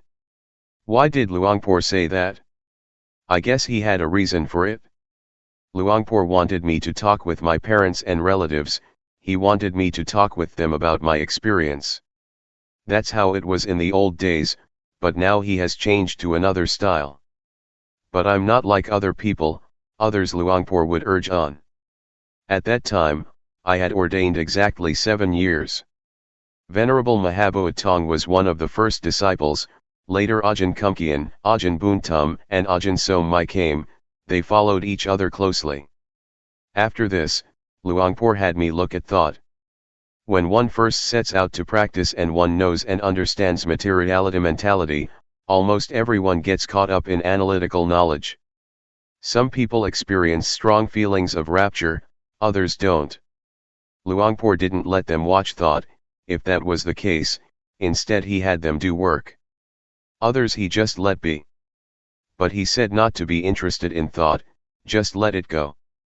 The mind was thinking all sorts of good things and ideas, about the future as well as the past, thinking about teaching people, but Luangpor said not to follow it. He said to let the thoughts cool down, let them come to rest. Luangpor taught with a kind of psychology, he had a way to watch people's minds, to watch those who came to practice. He would ask, "How are you? Is your mind good or not? Is there something in your mind or not? Is your mind in its original state or not?" When the mind was in its original state, just like there was nothing there, not knowing or seeing anything at all, he would tell that person to watch thought. The Buddha was enlightened because he worked with the mind. To watch the mind with awareness, one has to look right here. Luangpor advised to look at this place. He said, no thought and let it go. He had us do the rhythmic meditation, to be aware of movements and to watch and see thought. That's about all he said, and then he would vanish. I watched thought for 9 days and I saw objective matter, ultimate meaning, and changing conditions. It was in the evening that I saw it, there was a change in my mind. When I saw Rupanama there was another kind of change, but on seeing ultimate meaning, there was another change. I felt very confident at this point, I realized that I was a noble one. Being a noble one is to be found right here, it is not to do with shaving the head or wearing brown robes. I saw that it was right here. Luangpor taught whoever came to practice to look at the mind, to watch the various thoughts. When there is a change in the mind, everyone should know and see it. This was his method of teaching. He would ask the practitioners what they saw and understood. We would inform him that we knew or understood ultimate meaning or whatever it was. Formerly, I understood that in order to be a monk, a noble one had to shave the head, wear brown robes and stay at a monastery, but now, I understood that anyone can be a noble one, women as well as men, one can wear clothes of whatever color, one can have any nationality, speak whatever language or uphold any religion. This was not yet clear when I knew Rupanama. I understood it but not yet clearly, but on seeing ultimate meaning, awareness was more clear and I saw things that were more refined. I looked at thought until I understood ultimate meaning and various other things. Luangpor advised me to watch thought and to cross over to ultimate meaning. Another change took place. I saw greed, hatred, and delusion, and after that there were more changes, I understood and saw in stages. I understood sickness and death, heaven and hell, evil and merit.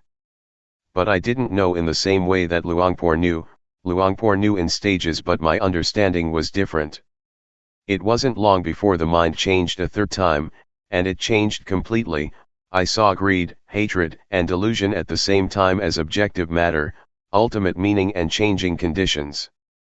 After that there were insights continuously, I saw virtue, I saw sensuality, etc., until I knew everything. I understood what the Buddha taught. I practiced alone and didn't talk with anyone. One day, Luangpor gave a talk. He spoke all the way from the beginning of practice. I listened to what he said. I thought, hey, that's exactly what I've experienced and seen. When the talk was over, I went over to talk with him. We just talked very briefly. Since that day, for me, whatever someone may say or teach, I am completely confident that the method that I practiced with Luangpor, the method that Luangpor teaches, is a shortcut, is a straight way of practice, is a method that has nothing to do with ceremonies and rituals. The paths, fruits and nibbana, that we are doubting about, that we're searching for, that we're trying to attain, have nothing to do with studying. One can study or not study. It is another thing altogether. I really am confident about it. Counting from the day that I started to practice by myself, about 1 month and 20 days had passed, from the outer bark to the heartwood. On the last day, I sat doing the rhythmic meditation. I mostly sat, I walked less. It was as if I came to an end, as if I was finished. But awareness was still good, I still felt everything clearly. I was thinking by myself, am I crazy or not? No, I'm not. The eyes still see, the ears still hear, and I still know coming and going. I'm not crazy. Why is it like this? At that time, I didn't know yet. But when I knew, I realized, this is not wrong, this is really what the Buddha teaches.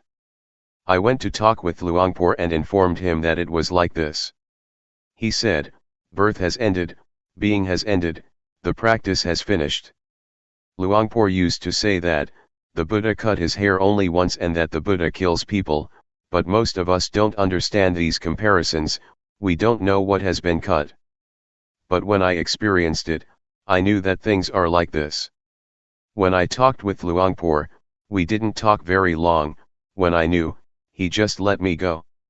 During the last stage that I was watching thought, I looked at my mind changing continuously, in periods, in stages.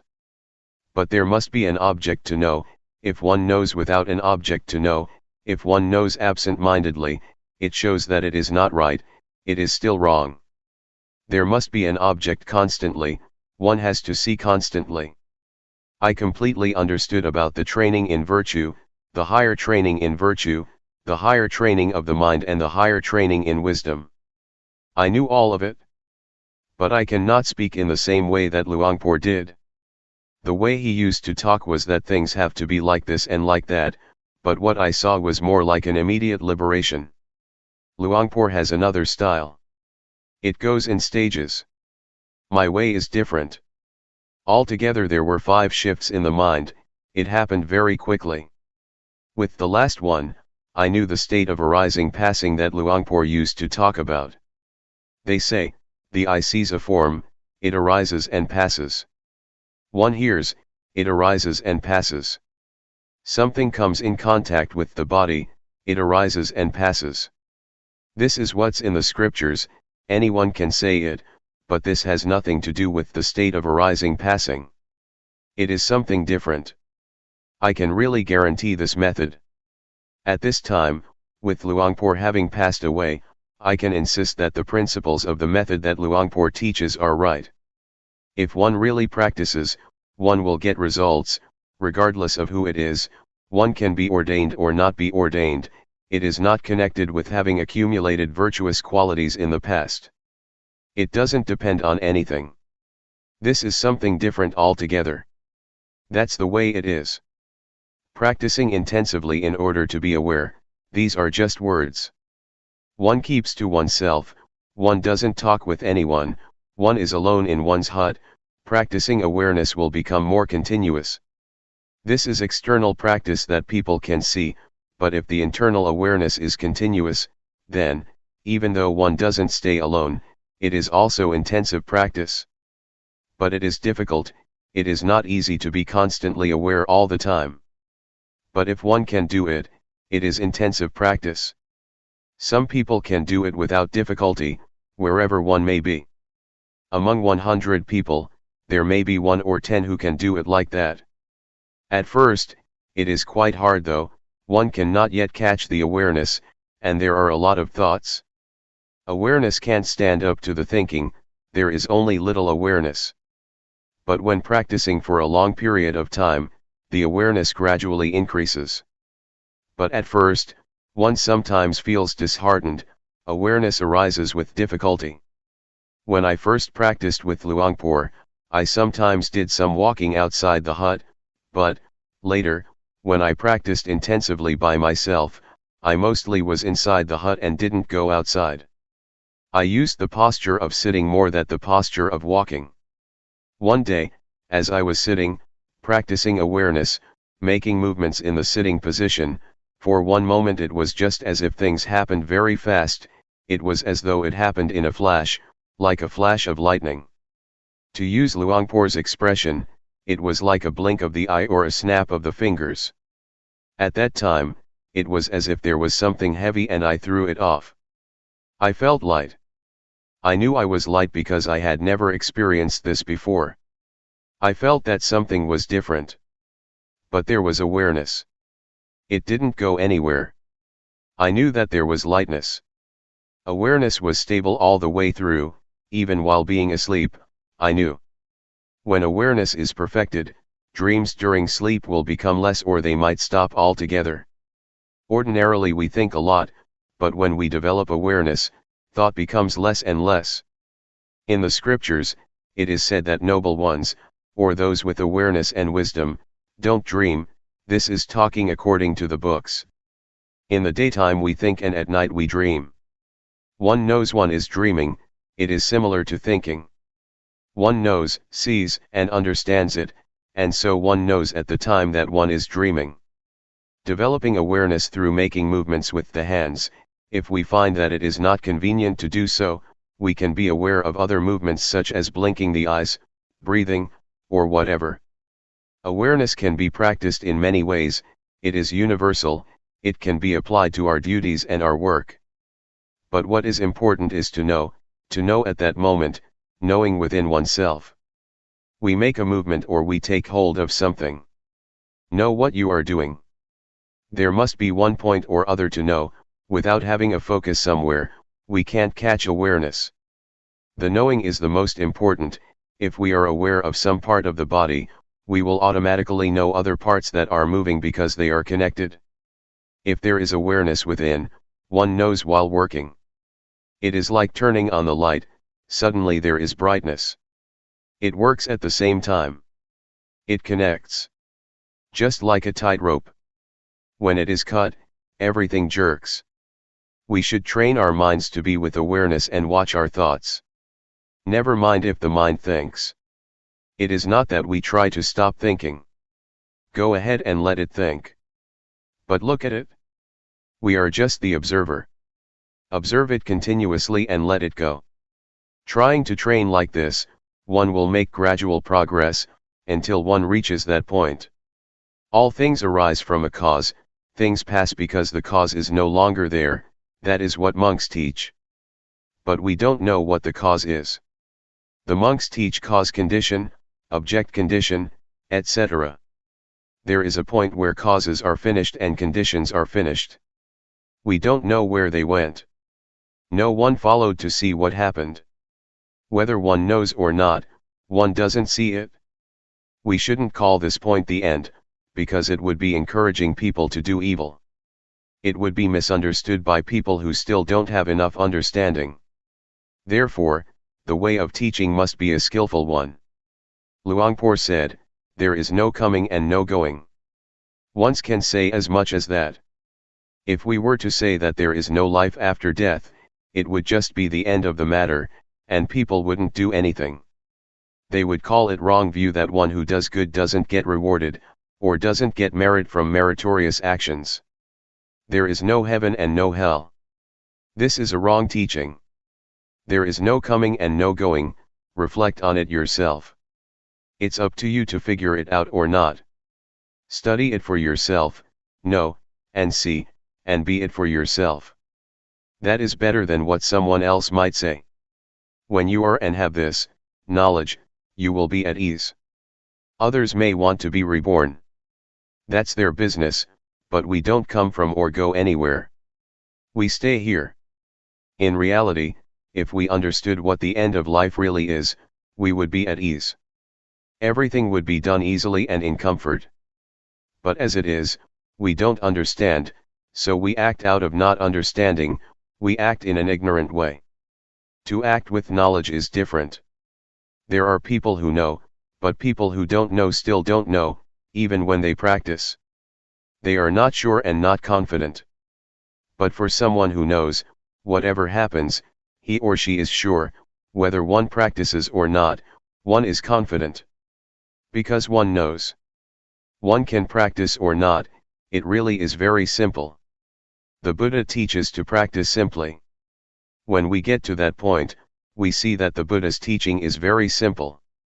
It is so simple that nothing remains to be said, or there is nothing left to teach. What is there to get? There is nothing to get. Putting it simply, the Buddha teaches to stop, doesn't he? He teaches people to stop. But we don't stop. We're not willing to stop. When we stop, it will be finished, there is nothing. But the body still goes on living, one still eats, one still does various duties and practices, the body still moves. But inside, there is stillness, there is not wanting, there is coolness. It has stopped, it is enough. We could talk in terms of path, fruit, and nibbana, or whatever. There is not birth, there is not death, there is not aging, there is not sickness, there is not going, there is not coming. These words are convention, words spread out and enlarge. So, may all of you be able to train yourselves and prepare yourselves.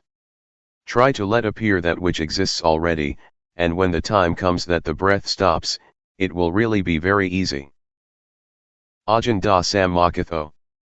Wat Buddha Yanuntaram Monastery, Las Vegas, 5320 Kell Lane, Las Vegas, Nevada, 89156. Presently living at Redding Meditation Center. www.reddingmeditationsociety.org. The path that is a path. The word path here doesn't mean a path on land, in the water, in the air, or a footpath, but it means a path to be traveled by the mind. From suffering to no suffering. From problems to no problems. From darkness, complexity, and confusion to brightness, peace and coolness. The Buddha is only the one who pointed out the way, Akatha Aro the Takatha. Whether one travels on the path or not, depends entirely on the individual who chooses to travel the path. Whether one acts, speaks, and thinks in a good or bad way, is a personal matter. Whoever practices in accordance with the teachings that the Buddha introduced, will inevitably be someone with brightness, will make progress in life and in work, and will not create problems for society.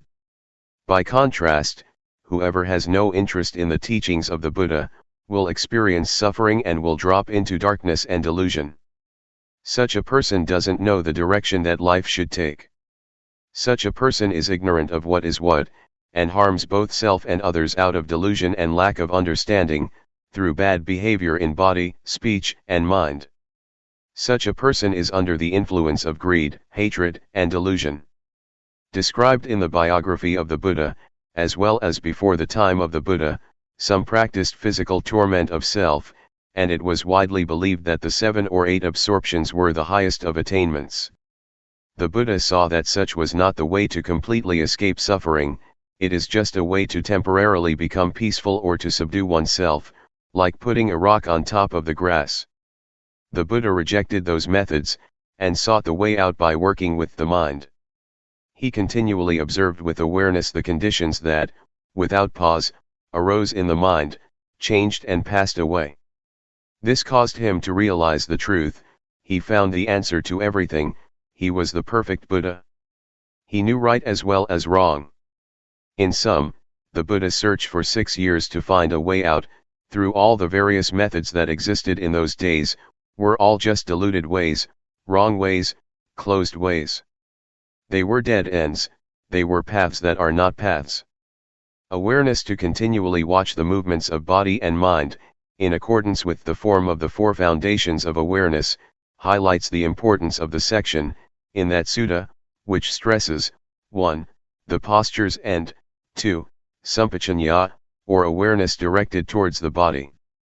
It is the means to access and come into contact with the basic objects of insight meditation, that is to say, to know rupanama, rupa doing, nama doing, rupa disease, nama disease, impermanence, instability, non-selfhood, convention, religion, evil, and merit.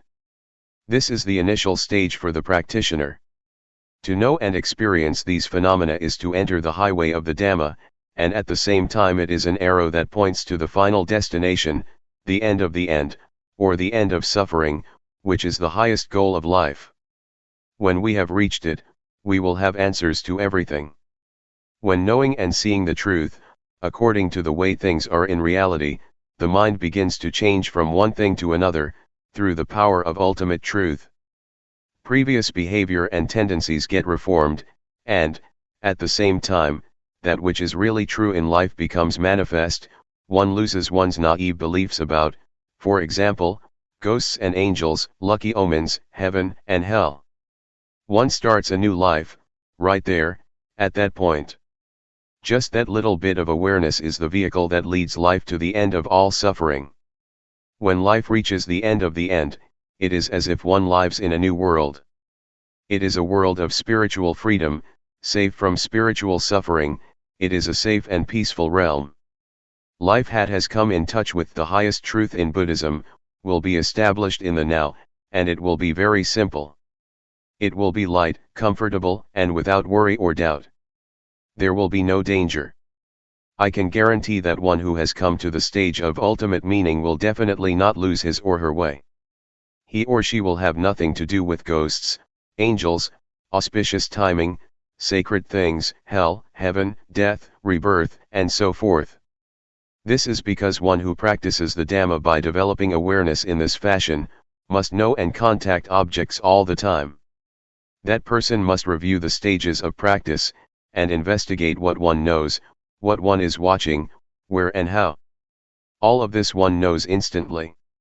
It is said that the truth will not leave someone who is real, and, in the same way, someone who is real will not discard the truth. The secret of changing the states of mind. Take this little feeling, this awareness, as the starting point. Know when a thought pops up in the mind. Just know indifferently, know it, and let it pass. There is not need to pull the mind back, and do not let the thought pull you away. Awareness does its duty of watching by itself. When awareness keeps a close and careful watch, the observer and the observed are separated things, and one doesn't get entangled in thought. There will only be pure awareness in the present. At the moment that there is not greed, hatred, or delusion mixed up with the feeling, one will automatically know from deep within the mind that, a change in the mind has clearly taken place. And in the end of the end, that small awareness will have become, a hidden power, in each and every posture. We know Luangpor Teean from meeting and talking with him, from reading his books, from what others have said about him and from practicing. But I know him as the one who gave me a new life. The principles for conducting one's life in a simple, light, and comfortable way, without worry, were passed on to me from experience gained, when I was close to Luangpor, continuously and for a long period of time. I have spent 6 rains retreats with him. I used to think, in those days, that I would stick with him forever. To get a new life is like reliving life anew, or one could say that it is dying and being born again. Dying before death, being born again, my being born in the Dhamma, approaches now its 15th year. At present, life is in its teenage stage in the Dhamma.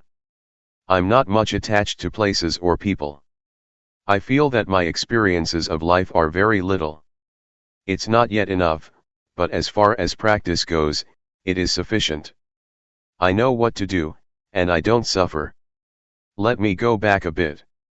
Formerly, when I went to see Luangpor Teean, I thought I would dedicate myself to him, whatever he would advise I would determine to do, as a lesson or an experiment. I determined this because, I had strong determination and an aspiration to prove myself according to his principles, and I was confident that this way that I had chosen was the last way out.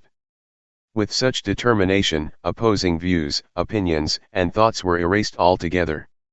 I had no doubts, I had no problem at all.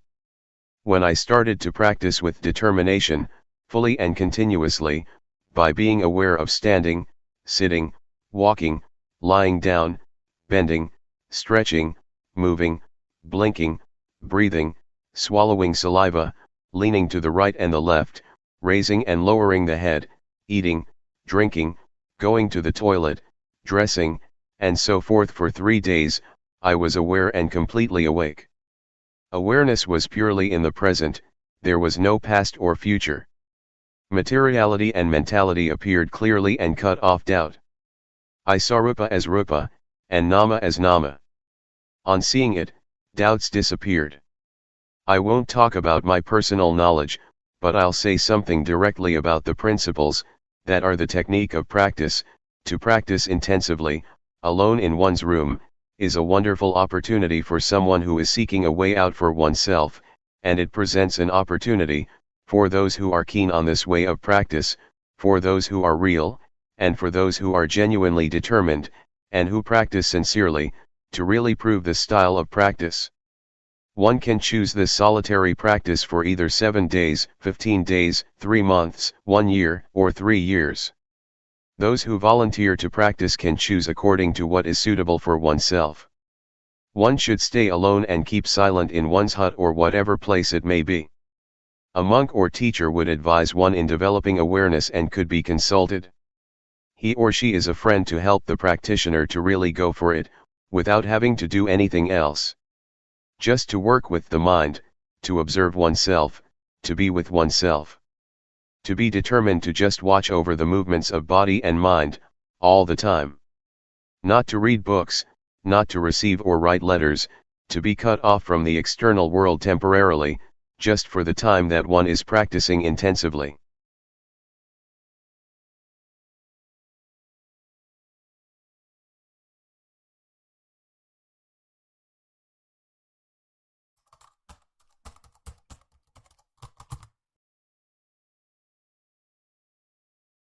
May all beings be at ease. Whatever living beings there may be,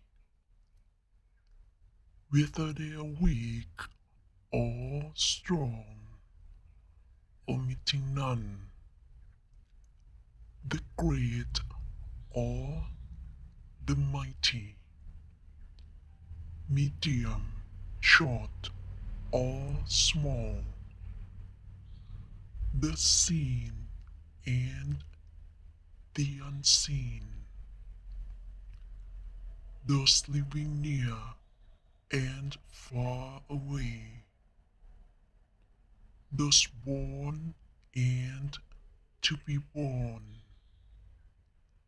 May all beings be at ease.